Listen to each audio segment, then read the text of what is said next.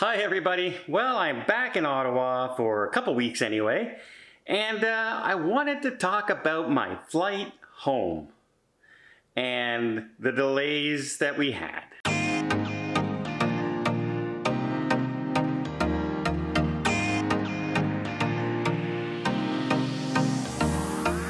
So I did a back-to-back Alaska cruise because I knew, especially right now, the way flights are going and the delays are going, if I was to fly from Whittier, Alaska, back to Ottawa, Canada, I would have to jump on 3 different planes.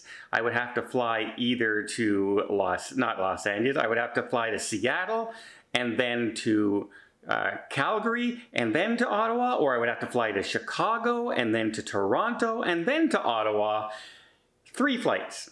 So I took a cruise back to Vancouver from Whittier, so I did back to back, and I flew back from Vancouver because it was 1 flight back to Ottawa.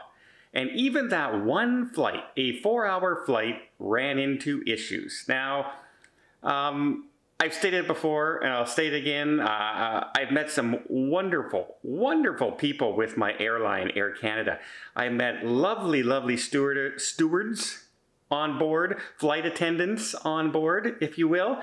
And, you know, they've been always very nice to me, and, you know, everybody that I've seen around, they weren't just nice to me, they were nice to everybody. And I met some nice people in the airport, some, you know, taking your tickets and all that. Great people. No problems with that at all. And here we are. I arrive on time. My flight's supposed to leave around 1 o'clock. Boarding time's supposed to be 12:30, and our plane is out there. I see our plane out there. I'm there about an hour and a half, already through customs and security and everything. And so I'm waiting around, and they start boarding the plane right on time.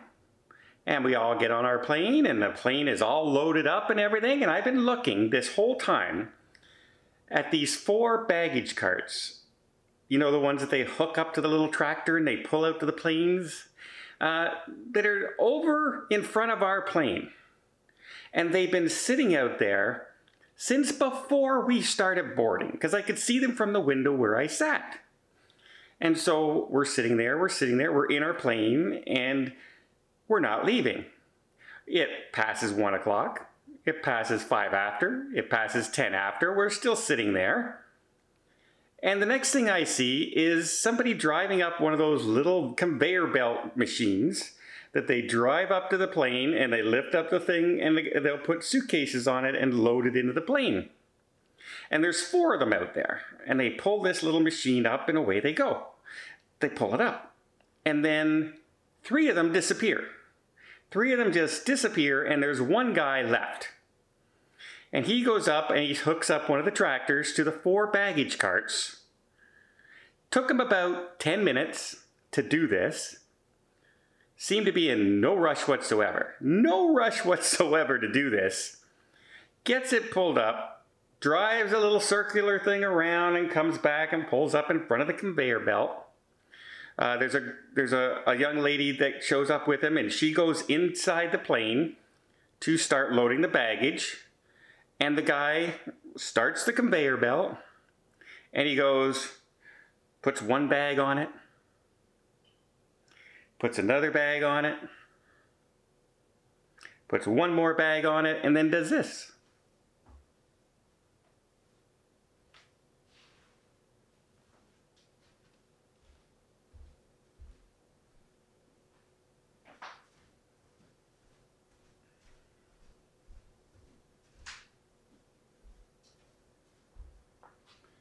He comes back about 5 minutes later, takes another bag, puts it on, takes another bag, puts it on, does about 5 more bags, and then does this.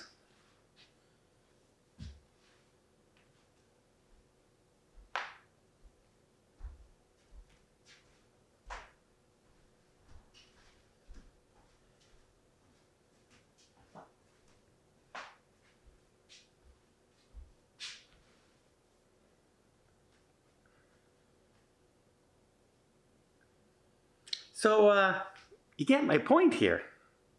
There was no urgency to load the plane whatsoever.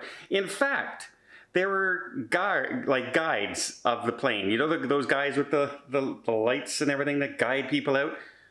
Two of them came over to him while he was loading the plane and started pointing at another plane just down the way that was also fully loaded with passengers waiting for their luggage as well, that nobody was loading. Well, I can see the problem. It's not that flights are arriving late. It's not that it's taking so long to get through security. It's not this, it's not that. It's that you don't have enough people loading the damn plane. Like, finally, we're there out of the 4 carts. He's about halfway through the 3rd cart, after about 35 minutes, by the way, of doing the walk around thing. And by the way, there's like 25 bags on a cart. So if you figure 1, 2, 3, 4, 5, 6, 7, 8, 9, 10, 11, 12, 13, 14, 15, 16. So 15 seconds for 3 bags. That means you can do about, say, 10 bags a minute, right? Then 25 bags should take about 2.5 minutes. We didn't get finished loading for an hour. We left an hour late. And finally, like I was going to say, we get 3 carts. They're about 3/4, halfway to 3/4. So he's about, through the 3rd cart. And some people, the guys who had disappeared, shows up and they got coffee in their hands and they're joking and they're laughing. Ha ha ha, it's so funny. And and he's going kind of like this, and they didn't bring him a coffee or anything like that. And they talk for a while, still not loading the plane. And then finally, another guy comes over and helps them start to put the bags on. It was kind of frustrating to watch. And I know you cannot be on 100% of the time on your job. Like, go, go, go, go, go. You will burn out. I've unloaded tractor trailers for years in my life. I worked for Frito-Lay Canada, and I unloaded and drove forklifts and unloaded trailers for a living, and loaded trailers and trucks for a living. And we had targets to reach, that we had to maintain our targets or we would lose our job. And I always made my target. And in fact, I always exceeded my targets in any target they've ever given me, because that's my mentality.